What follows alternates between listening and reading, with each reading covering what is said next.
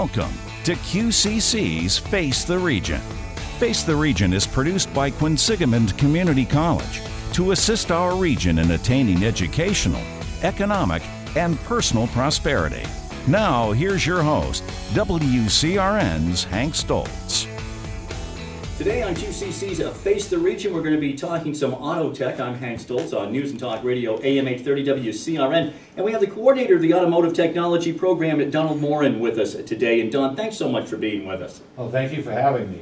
Don, can you give us a little bit of an overview of the program? And is this a program that encompasses certificates as well as a 2-year degree? Yes, we have two versions of study. Does somebody come to QCC, get that certificate, and then go out and get that job? Or oftentimes have they sought employment at a Firestone or a Quick Lane and been told that they need to come to QCC to get that certificate? Well, most of them start with us and then go on. Some are previously employed before they get here, but the majority of students come to us first, and then we get them or help them find jobs after the 1 year, and some stick it out for 2 years. Some of our certificates students transfer to our degree program because all of the credits are transferable. We're a fully accredited college, so our credits transfer. We have articulation agreements with 4-year institutions in automotive as well. Don, what's the difference between somebody getting that certificate and then deciding that they want to get that 2-year degree? Money. The amount of money to be earned with a degree is greater than with a certificate. In the degree program, we add automatic transmission repair and diagnosis. We add manual transmission and differential repair. We add electronics. We add powertrain control, diagnosis, repair. So we add more classes to it, so they have more skills. Basically, our program covers all 8 of the ASE, Automotive Service Excellence, skills that technicians are tested on. The days of kind of popping open the hood and getting under there and monkeying around yourself are gone? Oh, kind of, or mostly, yes. Yeah. Some manufacturers don't want you to do anything on your own. They make it almost inaccessible or impossible to do it. Some manufacturers, a lot of the European cars especially, if you change a light bulb, you have to program a computer. It won't recognize the light bulb without you matching it up to a computer somewhere. Isn't that something? So the technology is just this leaps and bounds, but it means that you have to have the highly trained workforce, and that's part of them coming and getting their certificate at QCC. Right. We're having self-driving cars, and you got to really think about who's going to fix them. They have video cameras involved, but they have radar in the rear bumpers and the front bumpers and the side panels. That's how, we have crash avoidance systems where a car comes alongside of you and it lights up in your mirror telling you there's a car in your blind spot. Well, that's done with radar beams. We have backup cameras. We have tire pressure monitoring systems. We have more electronics in our cars than the Apollo moon craft that went to the moon. The spacecraft. It's unbelievable the amount of computer power these cars have. And as the computers get faster in your laptops and your watches, your telephone's got tons of computer power. Our cars have just as fast computers as everybody else or any other type of computer product. If you're coming to QCC for auto tech and you're coming for the certificate program, is that just that you're taking the auto tech classes, or are you taking a full range of classes? Certificate is only auto tech. And if it's the 2-year degree, would be... You're into English, right. You're into speech, you're into everything else that you would. And a lot of dealerships, car dealerships, like that. They like the degree. They like the part that a student has a psychology course where they can deal with other people. They have a management course or an intro to business course where they're learning how businesses run. So they like that. Interpersonal relationship skills are really important in the workplace. And we can move on from being technicians. A lot of our students aren't even technicians when they graduate. They become parts managers or parts people. They can work as service advisors or service writers. Our students are wonderful at both parts and service, and they can fix cars too. So there's a lot of different possibilities for our graduates. Yeah, I mean, you're right about that. So there is tremendous opportunity that is out there. We're speaking with Don Moore. He's the coordinator of the Automotive Technology Program here at QCC. One of the things that we have been talking about is you can come either for the certificate program, or it is the two-year degree as well. After the two-year degree, I mean, are there some people who even go on even further and will transfer? Oh yes, we have an articulation agreement with Ben Franklin Institute of Technology in Boston. They offer a bachelor's in automotive service, or automotive management, I should say. We've had students go on to Western Michigan University and become engineers. We've had some go on to WPI. We've had them go to Worcester State, to numerous different colleges, and get bachelor's degrees, either in business or in engineering or some other skill. So it does. You know, there are opportunities. Yeah, a lot of opportunities. We're going to be talking more about those opportunities in auto tech at QCC on QCC's Face the Region on News and Talk Radio AM 830 WCRN. QCC's Face the Region continues now on News and Talk Radio AM 830 WCRN. We're talking about auto tech, and Don Moore is with us. He's the coordinator of the Automotive Technology Program. Don, how did you get into all of this? It's a long story. I was a service manager at a Ford dealership in northeastern Connecticut, and our dealership was affiliated with the Asset Program, which Quinsig was a part of. And an opening came up they were adding an instructor to the program, and I put my name in and went through the interview process, which had people from Quinsig and Blackstone Valley Tech and Ford Motor Company, both from Dearborn and from the region, the New England region, interviewed me, and I got selected, and I've been here ever since. And that was 1988. But I was a mechanic or technician prior to being a service manager. I grew up around cars. My family owned an independent repair shop in Thompson, Connecticut, back in the up until the 80s. Wow, so 88, a long time here at QCC, but a long time before that working on the cars too. So, and again, I guess I go back to what I had said earlier about you can't kind of work on it in your garage anymore with these new ones, but that's really how you started, right? I mean, you were probably one of those guys who loved to take apart the cars and the engines and put them back together. Well, it was kind of easy because I had real good teachers. I learned on the job. There were no programs like we have today for someone who got out of high school, so I had on-the-job training. And I got to a point where my dad, who ran the shop, who owned the shop, says, you got to go work somewhere else. He says, I can't teach you anymore. So I applied for a job at a Lincoln Mercury dealer in Dudley, Mass, and was hired. And I became an apprentice at this Lincoln store, and you know, it moved on from there. I just kept getting more and more experience and going to larger dealerships and getting more responsibility. I moved myself up the career ladder. I took training from Ford. Ford had a corporate training program called FMI, Ford Marketing Institute. I took courses through that.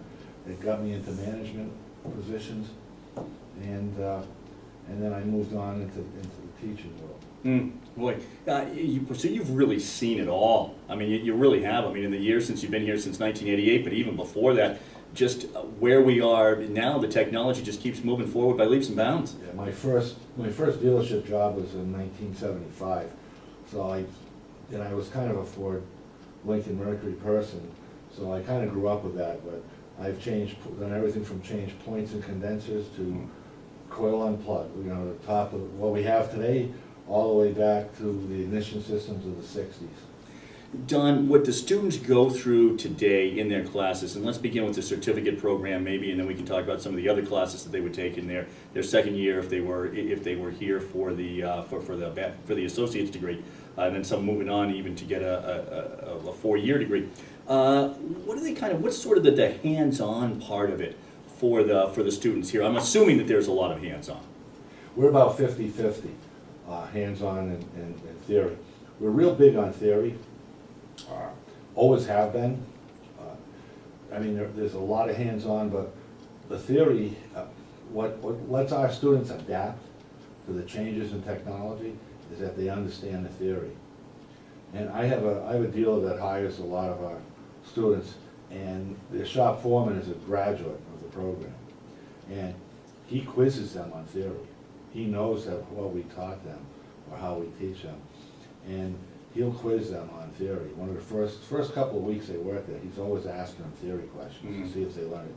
Because when you deal with the theory, you can adapt to new technology, the way technology works, the way the automotive industry works. We also, I mean, you can't send a person out to work at a dealership or at a repair shop that can't change brake pads or brake shoes. You can't. They've got to know how to do that.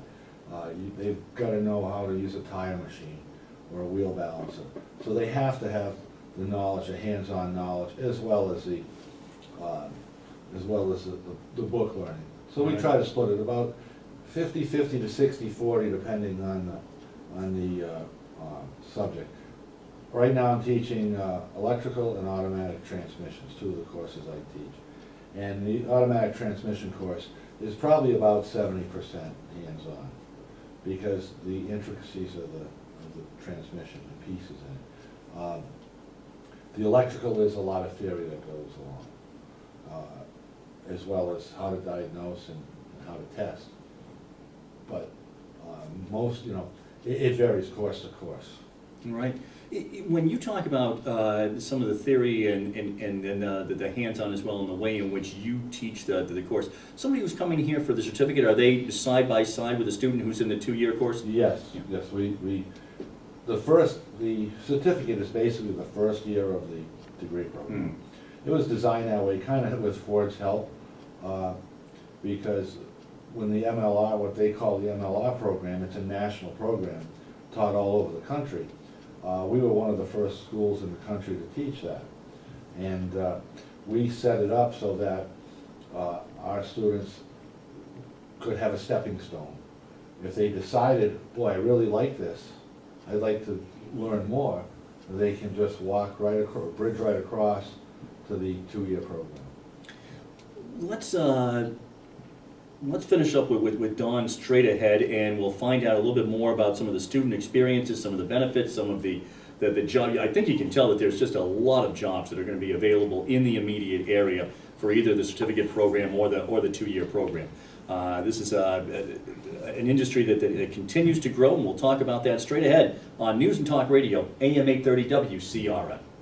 I'm Hank Stoltz, and this is QCC's Face the Region on News and Talk Radio, AM 830 WCRN. Talking about auto tech today. Don Morin is with us. He's the coordinator of the Automotive Technology Program. Don, we were just talking about some of what the students actually learn with you, learn with the certificate program, learn with the 2-year program. So the students get these experiences.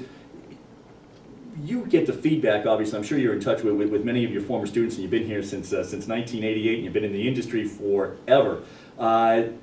What's the feedback that you get from the students about the experience and what they gain here at QCC? I get a lot of great things. I've been very privileged, I guess. My son's a graduate of this program. I have my youngest son. He's now working at a dealer in Port St. Lucie, Florida. Our graduates go out. We have graduates in Hawaii, Florida, Maine, all New Hampshire, around, all over the place. But the feedback I get from the students is they had a great experience. I've had students come from other schools, said this is the best training they've ever had. They were very fortunate. They enjoyed it. They learned a lot. They learned more than they had learned anywhere else. I've had students who've used this. They've taken their automotive training and turned it into working for companies that install CNC machines and repair them. I've had them turn it into elevator repair companies, go to work, to fix elevators. So I've heard stories all over the place. I mean, I keep in contact with a lot of former students or graduates, if you would. It seems the way we treat our students is they become a family to us. They're very close. They're together for 2 years. A lot of great friendships happen. The students bond together. It becomes really, like I said, really like a family. Yeah. And we did have some students that all lived together for a short period of time, you know. Based on that, I mean, that sounds then as if there would be good contacts going forward in life. One student gets a job one place, a job opening comes up, he's able to recommend maybe the guy that he was living with at one time. Exactly, it's amazing. Some of the guys that are living together are working together. We're like a giant family. There's only been a few employees in this program. My mentor was Ron Canoy. He started the program in 87 rather. Mhm. So next year is going to be our big anniversary Yeah. for us. I said I was hired on a year later. I've got an aide who's been with me for 20, I'm going to botch this up, but he's been working for Over me 20 years. for 23 years, Wow. I guess. Jim's been with us almost 5. I mean, we don't have a big turnover of help. We're all kind of we're very student-oriented because our students are what makes our program. So our goal is to do what's right for the students all the time, be an advocate for them, plus teach them what they need to know. Yeah. You know, it's been one heck of a ride. I mean, I'm going to be retiring in a few years, and it's been really, really a good ride and a lot of fun. We treat the students like they're in a dealership or in a shop. We have open conversations while we're working on things. We don't just talk about cars all the time. We talk about different things that are pertinent Right. to business. Right. You know, how fourth generation businesses seem to get sold, you know, or you know, things like that. And we talk about, you know, the Model T, how it changed America. Yeah, you know. yeah. There's history lessons, because the car has a lot of great history. It's a car culture in America, boy, that's You know, for sure. Especially, you know, after World War II, when all these soldiers came back, the hot rod craze and car sales went crazy and designs went crazy, the 60s. You know, I mean, I grew up in the late 60s, I was born in the 50s, and I remember the car colors and the design.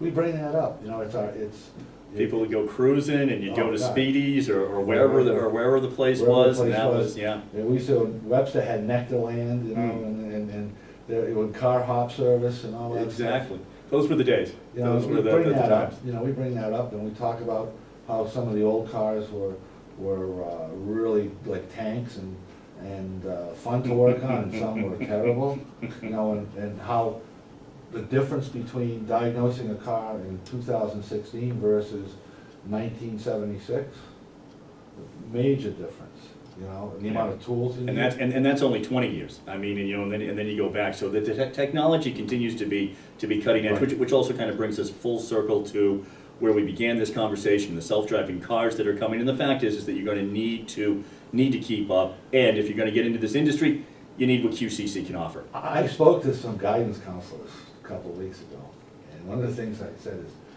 brought up the self-driving car. Tesla, for example, I know a lady in Florida with a Tesla. She parks it in the parking lot, and when she hits her key, gets out of the store, hits her key fob, and it comes and greets her. It's self-driving. So I said to the guidance counselors, you know, back in the old days, you wanted people to fix cars because they were good with their hands, so you sent them to be mechanics. Well, today, our cars are so sophisticated that you don't want a guy who's good with their hands, you want a guy who's good with their head. Right. We need people who can think and do the work, the mental work that's involved, because the thought process is very big. Absolutely. Don, we're out of time for today on QCC's Face the Region. If students are out there, people are out there who have been listening, they say, that's what I need, I want to get involved in that program, how do they go about doing that? 508-853-7405. They can call us. They can talk to myself, they can talk to Jim, who is well versed in the program. They can make an appointment, come visit, look around, talk, whatever they want. Again, they go to the QCC website. There's a link to send, that'll send an email to the program, and I usually reply within a few hours. Well, Yeah. depends. If it's a weekend, you might get it on Monday. But, They will hear from you. You will hear from Donald Moore. And Don, thanks so much for coming by and talking to us about the program today. thank you. It's been a pleasure. I really enjoy this. He is the coordinator of the Automotive Technology Program. As you can tell, it is a family here at QCC if you get into this program, so give it some thought, please. I'm Hank Stoltz. Thank you for joining us, as always, on QCC's Face the Region on News and Talk Radio, AM 830 WCRN. This has been Quinsigamond Community College's Face the Region with your host, Hank Stoltz. Join us again next weekend on AM 830 WCRN.